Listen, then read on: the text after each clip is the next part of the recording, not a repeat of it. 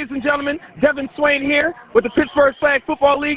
There's another episode of Flag on the Play, and I'm so excited because today is playoff/championship Sunday. You can hear the noise in the background. It's crazy. It's pandemonium. This is Playoff Sunday. Let me bring it down a little bit. We have such a great show for you today. We're going to be doing interviews with the players of the year. We have Jay Martin from Chaos, and we also have Jason Scott from Primetime, so we have interviews with them. And then on top of that, we have some more interviews from both the winning and losing locker rooms from the championship game. So you guys are going to want to stay tuned to this.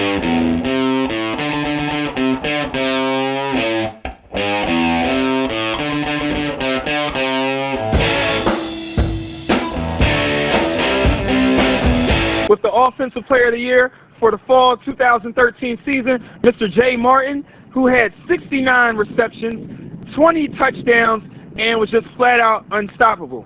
Mr. Martin, tell me a little bit about your chemistry with Lance Brunzell and why you guys are so effective when you work together. We've probably been playing together for about 8 years now, so we know the plays we run. As long as I can get open, he throws the ball. I mean, it's really timing more than chemistry. I mean, he trusts me, I trust him. He'll put it up. You know, it's really just timing. Another thing I noticed is that Brunzell likes to go to you in the clutch because you have good hands, you run solid routes. Can you just tell me a little bit about how you guys developed that chemistry, that relationship that you guys have? Just doing it time and time again. We've won championship after championship, been in national tournaments. Trust factor. He trusts that if he puts it on me, I'll be able to catch it. And I put a lot on myself. If it comes close, I should catch it. So. Now, you guys won your division, and I know that it's not all about you. You're a very humble guy. Just give a minute to talk about some of the other players on your team that have contributed to your success. Oh, everybody. Tony, this is my second season playing with Tony. Great job on defense. DJ as well. Danny Peppers, he makes big play after big play. Drops the easy ones. Make sure you get that on there. But he makes big play after big play. Sean is just all around. Sean knows the game. Sean's probably one of the smartest guys out here. So, and Lance is Lance, man. Lance can throw the ball from anywhere. Now, that's all well and good about the regular season, but now here comes the fun part. I have to talk about your loss in the championship game, the conference championship game to Vapor. First of all, what do you have to say about what it's like to play against a team like Vapor in that kind of game? Vapor's solid. I mean, they're competitive.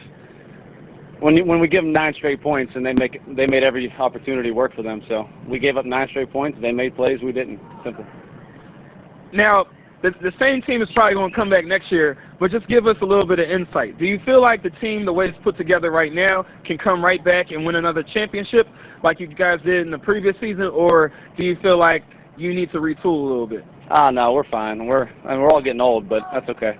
We're fine. We can make it a couple more years. Same team. If we add anybody, hopefully some depth, just give us some extra rushers, some breaks. That's all. Thank you very much. Thanks.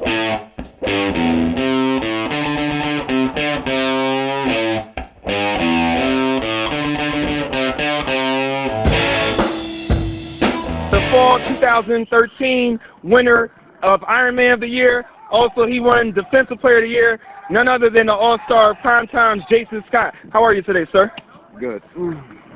Just lost a disappointing game, but it's whatever. I totally understand, man. Your state of mind right now has got to be kind of split. You're not really thinking about the awards. You're thinking about the loss. Before we get into that loss, though, let's reflect back on this season. So, in the regular season, you threw 39 touchdowns against only 3 interceptions, and also on defense, you had 27 tackles, leading the league, 10 interceptions, leading the league, and 3 pick sixes, which was tied for leading the league. So tell me, what was going on with you this season that you put up those great numbers? Well, on offense, I got to start with my wide receivers. They get open. They make it kind of easy for me just to throw the ball to them. And on defense, we have a nice scheme. We communicate well, so they put me in good position to get those picks. So overall, we played with each other for a long time, so we're starting to roll with it. Now, you also went 9-1 with your regular season record, and you won your division. What is it about your team that allowed you guys to reach that kind of accomplishment? We just got trust in each other. Like I said, we played on the same team now, going on a few years, so we know how each other plays. We play off of that. So we played real well this year. So I'll take it. 9-1, hell of a record. One more thing I got to get to before we get to the playoff game. You are the first player in league history to ever win Ironman and Defensive Player of the Year in one season. How does that feel? I feel honored, to tell you the honest. This has been going on for a few years now, and no one's ever done it, so to be the first to do it, I feel blessed, I feel honored. So just got to say thank the PFFL for the awards. Now here comes the tricky part. We have to get into that heartbreaking loss against Charlie's Freaking Angels. It came down to the wire, 14-13. I know there was a little bit of controversy on the last play that you guys ran, where you guys felt like the 7 seconds didn't really run off. Tell me, what did you think about that play? That was a good game. I got to give it up for Charlie's Angels. They played a hell of a game. We didn't play our best game. In the regular season, we shut them out, but in playoffs, anything can happen, and they pulled off a hell of a victory. And another thing I noticed is that you guys, when you got down into the red zone a little bit, or even on certain plays, I saw there was a drop by All-Star and two-time Ironman Kenny Ashmore that kind of hurt you guys. What happened with you and your receivers today that you guys just couldn't get it done? We just struggled a little bit. Like I said, we didn't play our best game. Just got to shake that off and get ready for the next play. I don't think that really bothered us too much. But like I said, we didn't play our best game today, and Charlie's Angels took advantage of it, and they got the victory. I got to give it up to them. So just very disappointed. Lastly, I want to look at your team a little bit. You guys are very, very solid. You have Corey Vorum, former Defensive Player of the Year, Kenny Ashmore, two-time Ironman of the Year. You have yourself, Bruce Thornton, Tahir Jackson, C.J. Baker, who couldn't make it here today. What do you guys feel like you need to retool your roster at all, or do you feel pretty confident that you could come back with the same squad and get right back to the position of maybe making it to a championship game? Well, Tahir, this is his first year, so it did take us a little while to get on the same page with him. But the rest of our group of guys, we played with each other for a while, so we just didn't have a good day today. That's pretty much the bottom line. We didn't play well enough to win, but we have a great group of guys. Like you said, Corey Vorum, Defensive Player of the Year. You got Kenny Ashmore, he's won awards. We got the award makers, we got the award winners, but just didn't play an overall good game today. Thank you very much, sir.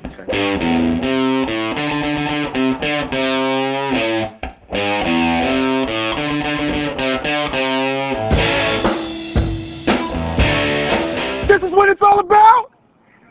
This is what it's all about. Yes. Playoff Sunday championship trophy in my hand for the Pittsburgh Flag Football League. Yeah. You're feeling that. That's right. Well, this trophy is for the champion. So if you're not a champion, not everybody can be a champion. So if you don't know what that is, then you will never hold this, the glory. But you know what? This is a little bit heavy, so I'm going to place her down right now. Watch with me, work with me, slowly, slowly, slowly. Okay. All right. There you go. Now, I have witnessed some very disturbing things on the football field this afternoon. First of all, in the matchup between Primetime and Charlie's Freaking Angels, I saw Jason Scott, even though he won Defensive Player of the Year and Ironman of the Year in the same season, they struggled. They struggled against Charlie's Freaking Angels, and even the great Kenny Ashmore just really struggled by dropping a key pass in the red zone. That play is probably the single most important mistake that Primetime made, and unfortunately, 9-1 is good for the regular season stats, but it means nothing when it comes to the playoffs. But the play of the day, or actually the quote of the day, came from Sean Kennedy coming on the heels of a loss, a very hard-fought loss to Vapor, where this guy said, "I will shut everything down. I have one-hitter quitters." That's what he said to the whole crowd. And then at one point, there was this instance where he was yelling at everyone. Someone said, "Sean, chill. This is a family show." But you know what his response was? "I don't give a expletive." You can fill in the blank of what that expletive was, but he did say it. So, anyway, if you're wondering what's going on, it's Flag Football Championship Sunday. This whole place is out of control, and you can't handle the truth.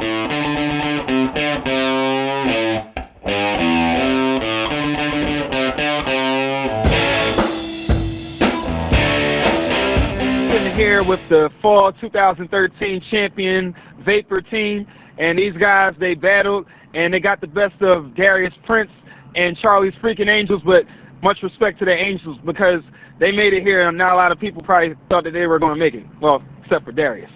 But anyway, guys, you are now champions. I'm sitting next to Penny McClinton. So before we get into all that championship stuff, I need to ask you, sir. You saw Jason Scott from Primetime win Iron Man of the Year and Defensive Player of the Year. Nobody's ever done that before. Do you feel like you were snubbed for Defensive Player of the Year?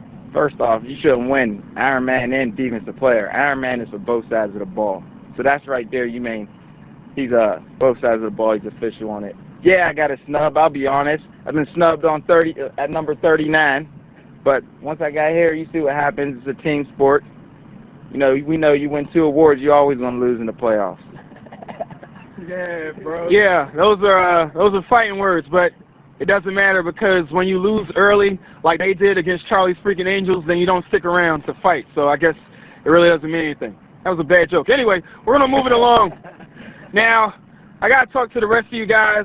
The last time I watched you guys in a regular season and everything, in a playoff picture and everything, I saw you guys lose to Chaos. I forgot what the final score was in the spring 2013 Steel Conference Championship game, but it was like 13-12. It was something crazy like that. So just anybody can feel free to answer this, but how did you guys come back from that and come back even stronger this season and get your championship? Played as a family and played as a team first before anything else. We just play for fun. We don't play for anything else but for fun. That's why this team is together like this. That's why the people that are on it, because we love to play with each other.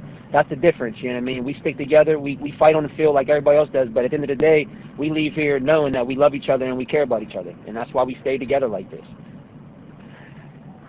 You know, you're bringing tears to my eyes, but that's good. But anyway, yeah, very good, very good. That'll be on some Hallmark stuff. Now, moving on from that, though, first of all, I need somebody to give me a little bit of feedback of how it felt to go against your brother, Darius Prince, because even though he's not on vapor for this championship run, I know that all of you look at him like a brother to some extent. Tell me what it's like going against somebody that's one of your own. We wouldn't want it any other way, man. At the end of the day, Darius is a great player. In my opinion, he's the top player that ever played in this league, even though that you say different. You know, I feel like he is, and I mean, at the end of the day, he's great enough to take a team full of unknowns and get them to the championship. He just didn't have enough, you know what I mean, to beat this family in the end, but he'll be back here soon with his brothers, winning championships from here on out. Hold on, I'm going to make a comment. Next session, he's coming back. It's going to be the best defense y'all ever see. Everybody knows it. Mike, all shutouts. Well, if I could, since, you know, they're coming at my top 50 a little bit, I saw the little sneak diss that Mr. Mack just put in there. So let me explain what I was saying. So, for me, Darius, talent-wise, as far as his ability, athleticism, I've never seen anybody like that. That's why I called him the LeBron James, basically, because LeBron is somebody that is in the conversation for being greatest of all time. I just feel like still championship-wise, he needs to get more under his belt. Cahill, I felt like he's won with 3 different teams, including yours. So if anything, you guys helped him even more to be number 1. But Darius, with all due respect, Darius is definitely the best player now and arguably the best player of all time. And that's why we did the list like that, because we know that both of them, you can't go wrong with either one. But moving on, I have to go back to that championship game against Chaos because it had a lot of fireworks. Sean Kennedy talked a lot of trash about how he's going to beat you guys again and everything, and he probably got a little bit ahead of himself. What did you guys get any extra motivation from any bulletin board material that he was putting out there on Facebook or anything? You can let Brian answer that. To be completely honest with you, I wouldn't say that it gave us extra momentum because we wanted to beat them from last year and prove that we are the better team with or without our best player. And, I mean, Sean's going to talk a good game. I feel Sean does that because he knows we're a better team, and he's going to try to get under anybody's skin, and he always goes for me. And to be honest with you, Sean didn't do nothing that game. He had a bad snap, started us off with a 2-0 victory, or lead, I mean. That's what we fed off of. And we fed off of that. He made the first mistake that game. We fed off of that ever since, and he didn't do nothing that game. Yep. We fed off. And Cornell, every time Sean would rush, Cornell would beat him, and that was a big factor of our win. Yep. Now, BM, since you started talking, I gotta get your take on. I saw you suffer an injury earlier in the game. It was really tough, and your shoulder definitely took some punishment. But then after that, it appeared that Sean Kennedy, knowing that you were a little bit weak with one of your shoulders, when he was charging after you, trying to draw and impeding the rusher penalty, it looks like he went directly for your shoulder with shoulder pads on. How do you feel about that play? I mean, it was a cheap shot. That's what he does. I'm not mad at him as a person. It doesn't bother me as far as competitiveness, but, I mean, if you want to try to take a man when he's down all the way, that's okay. We still won. End of the story. We won the game, so that's fine. Absolutely. Yes. Hey, Rick, how's it feel to win your first championship with your original team? Oh, I love it. I love to be back with these guys. And the best thing about it helped me be a better player. When you play this much athleticism in the team, you're always on. I feel like I'm always on the spotlight. I want to beat these guys. When they come back and say, hey, Rick, good play, I feel like I'm doing my part. Absolutely. It's an honor.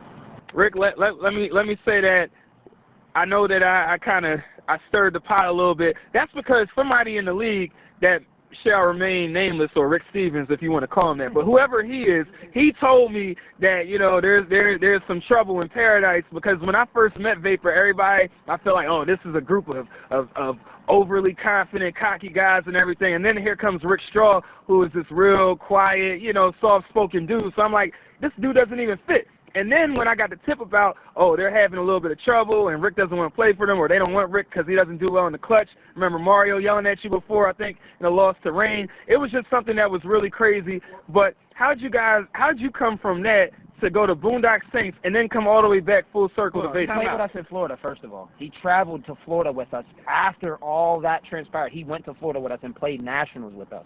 He's always been on our team no matter what. Here's the thing. Look at us now. Look at us, what was that, 2 years ago? Mm-hmm. Completely different team. We've Absolutely. all grown up a little bit more. Look how we handle Sean Young. Absolutely. They just play football. And that's just, we all came better. I came a little bit better with better reads. I know some better players.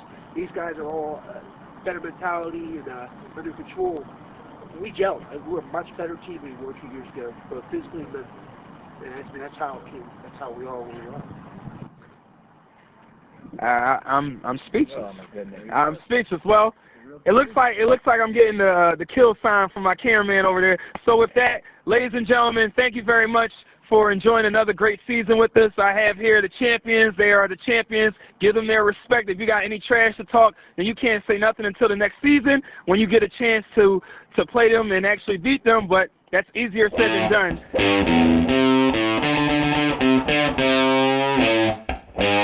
Here with Darius Prince, who I call the second best player of all time, but I just talked with his teammates, Vapor over there, his ex-teammates, or always teammates, but they're not his teammates right now, and they said, yo, he's better than Cahill. So that's what they say. I had my opinion, but it doesn't matter what anybody says. Darius is a great player. Now, Mr. Prince, you took a Charlie's Freaking Angels team that they were pretty good, but they were nowhere near championship-level contenders. What did you bring to this team that they didn't have before you? I just think I brought the fire for real.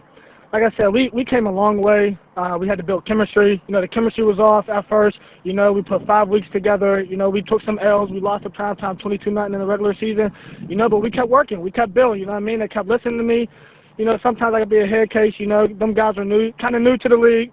So I try to teach them some things. You know, sometimes it works, sometimes it don't. But you know, like I said, I just brought athleticism. I try to be a team leader for them, try to coach them up a little bit, try to show them something new, try to run a defense different than man-to-man, you know, but that's pretty much it.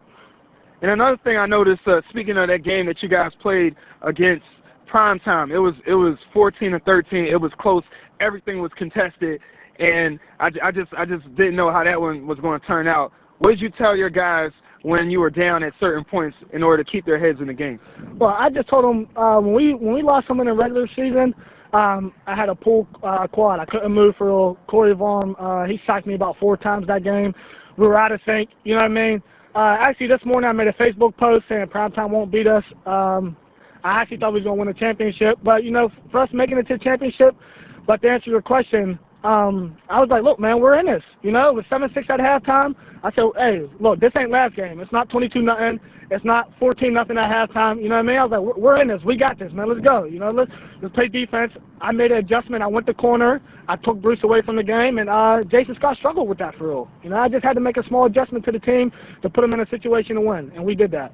Another thing I noticed is that you guys did really well, considering that you're just the first-year team with you being with them, without the help of Dustin Dean, who I saw in one game get 4 touchdowns. And I know that you're a great player, but as a great player, you can recognize when somebody else is great, and that's what Dustin Dean is. Tell me what his absence meant to you guys today. No disrespect to Rated R Vapor, but I honestly feel that if he was here, we would have won. He's tremendous on defense. He's a hell of an offensive player. I actually think that with him here today, he could guard Mario Poston and kind of isolate him from this game. Take him away from it. Don't even let him touch the ball. You know what I mean? That changes. Our offense would have came to us, but I think our defense would have clicked more, would have been more stronger for Rated R. Like, that's all we needed. Like, our offense, it was here and there, but missing Dustin today, it was definitely, it hurt us bad. It really did. Lastly, I think the question that's on everybody's mind, you just took this team that came out of nowhere to the championship game, and I know that you're a competitor. I know that you also love your brothers on Vapor. What we need to know right now from you, are you going back to CFA or are you going to return to Vapor? Right now I got some other things going on right now that I got to think about, that I got to weigh out. I don't know exactly what I'm doing as far as this league, but I think I'm going home. I got to go home. It was a one-time thing. I felt like doing my own thing, just trying to see if I can make something happen. You know what I mean? I just wanted a challenge, and I felt like I did challenge myself. I threw picks all over the season. I struggled, you know what I mean? I threw the ball in the turf, you know what I mean? I struggled this whole season throwing the ball, you know, but it was a challenge, you know? So that's all. I really want to challenge myself to a new level, and I think I did that. I got them to a championship. We didn't win, but CFA, man, they're coming up. They're a really good team. I love everyone on that team. They're great athletes, you know, but I think I'm going back home. He's going back home, ladies and gentlemen. I know you all wanted to see this battle keep up, but LeBron is going back to the Miami Heat. So that is kind of rough on the rest of the league, but it's all good. Well, thank you very much. Thank you, sir. I appreciate it. No problem. This has been another interview with Devin Swain, Flag on the Play. Hey, I call it like I see it.